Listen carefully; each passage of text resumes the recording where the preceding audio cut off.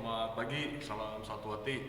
Oke, untuk materi selanjutnya yaitu tentang pengenalan dan fungsi alat-alat tangan. Kemarin sudah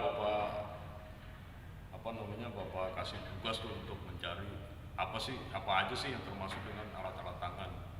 Ya, jadi alat-alat perlengkapan bengkel itu ada macam-macam ya. Ada yang alat-alat tangan, kemudian ada alat special tools, ya alat ukur, ada itu semua dipergunakan di dalam melakukan pekerjaan servis sepeda motor ya. Oke, yang ada di kita itu ada yang tadi Bapak bilang itu ada mechanic thruster ya. Mechanic thruster itu terdiri dari alat-alat tangan ya, semuanya alat-alat tangan. Ini belum termasuk alat khusus. Kalau alat khusus itu masuknya ke special tools, itu nanti beda lagi. Ya mohon maaf, kita belum ada karena masih proses pemenuhan ya. Oke, kita lihat di sini ada yang namanya kunci ring. Kunci ring, kenapa kunci ring ya? Karena berbentuknya ring ya. Ini di sini ada contoh misalnya 17, 19 ring ya. Kenapa ring ya? Karena yang bagian kiri dan kanannya atau atas bawahnya itu terdiri dari ring sama ring gitu. Ya, ini disebut kunci ring. Ya, ini dipergunakan untuk mengencangkan dan mengendurkan baut ya. Baut sesuai dengan ukurannya. Kalau bautnya 19 ya berarti pakai angka 19 ya. Kalau 17 pakai angka 17. Oke, kemudian ada lagi namanya kunci ring pas ya. Kenapa ring pas ya? Karena yang atasnya berbentuk pas. Ya, ini disebut kunci pas. Nah, ini ring ya. Berarti kita nyebutnya kunci ring pas. Di sini ada ukurannya 10, berarti kunci ring pas 10. Nah, kalau bisa untuk yang pas ini, kalau bisa jangan digunakan ya. Itu kalau untuk baut-baut tertentu saja. Jadi tidak dianjurkan memakai yang ini.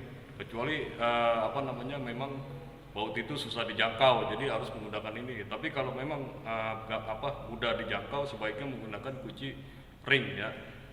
Oke, kemudian ada yang namanya obeng ya. Kalau ini disebut, saya juga menyebutnya obeng bogel ya, obeng bogel atau obeng pendek. Ini juga sama, ini untuk membuka skrup berbentuk baut.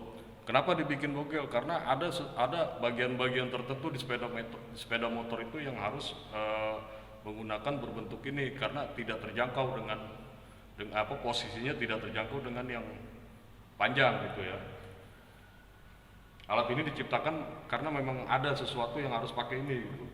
Nah, kemudian di sini ada kunci sok ya. Kunci sok. Ya, kunci sok ini sama digunakan untuk membuka dan mengendurkan dan mengencangkan baut ya.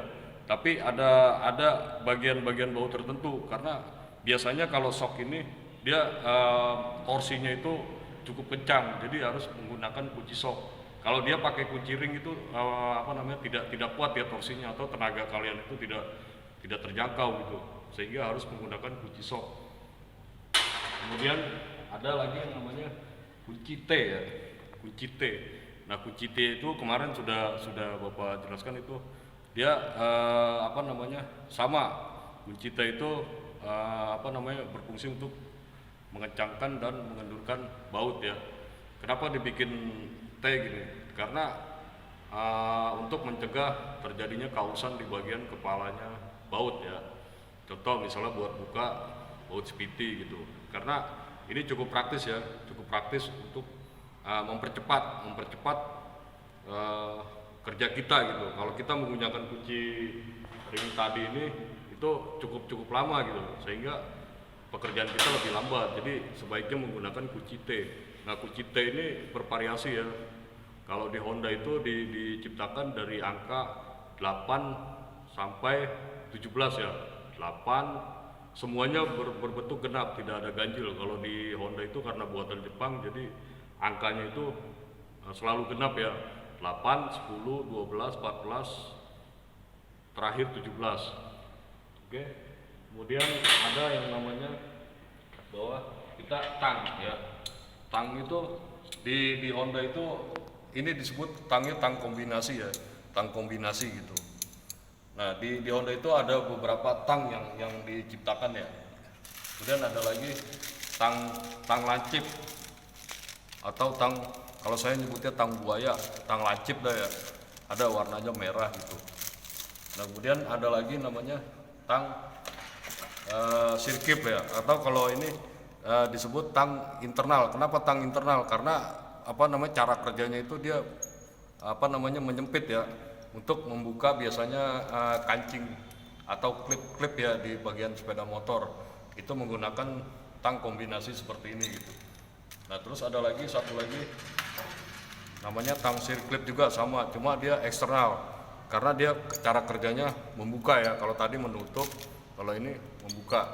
Jadi ada sepi atau klip itu ada dua macam. Ada yang bentuknya apa, mengecil dan memegar gitu ya. Oke, kemudian ada lagi palu yang biasa digunakan di kita itu biasanya ada 3 jenis juga. Ada palu plastik ya, palu besi, dan palu tembaga. Kenapa digunakan diciptakan ada 3 palu di sini? Nah, ada bagian-bagian tertentu yang harus menggunakan palu tembaga. Contoh misalkan ada baut yang selek itu menggunakan palu tembaga supaya bagian atasnya itu tidak rusak atau tidak megar ya, sehingga yang kalah tembaganya. Nah, kemudian palu plastik juga sama, itu untuk mengetuk benda-benda supaya tidak rusak gitu. Contoh membuka CVT kemarin kan, CVT itu bagian-bagiannya tidak boleh diketuk sama palu-palu lain karena resiko pecah. Jadi kita menggunakan plastik. Nah, kalau palu kesini bebas ya untuk menggunakan benda-benda yang keras. Oke, kemudian ada namanya obeng ya.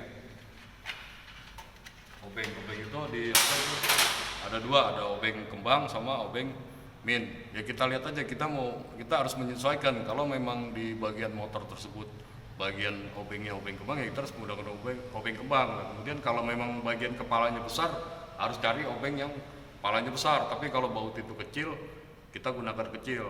Begitu juga sebaliknya, obeng min ya. Obeng min itu sama, membuka baut yang berbentuk minus ya.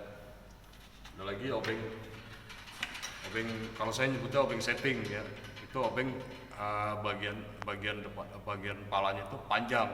Itu untuk menjangkau baut-baut yang ada di bagian dalam. Kalau menggunakan obeng yang tadi, dia tidak sampai palanya, makanya dibuatlah seperti ini. Contoh mau nyetel gas atau angin pada sepeda motor, karburator terutama, itu menggunakan obeng panjang, karena kalau yang pendek ini tidak terjangkau. Oke, dari cukup itu saja untuk pengenalan alat-alat tangan ya. Nanti kemudian ada pilar di sini. Pilar atau puller ya, itu terdapat beberapa ukuran-ukuran ya. Jadi untuk menyetel klep atau katup sepeda motor. Jadi jarak renggangnya berapa? Nah, nanti di sini ada ukuran-ukurannya. Ya, ini namanya puller ya, untuk menyetel renggang klep. Ya.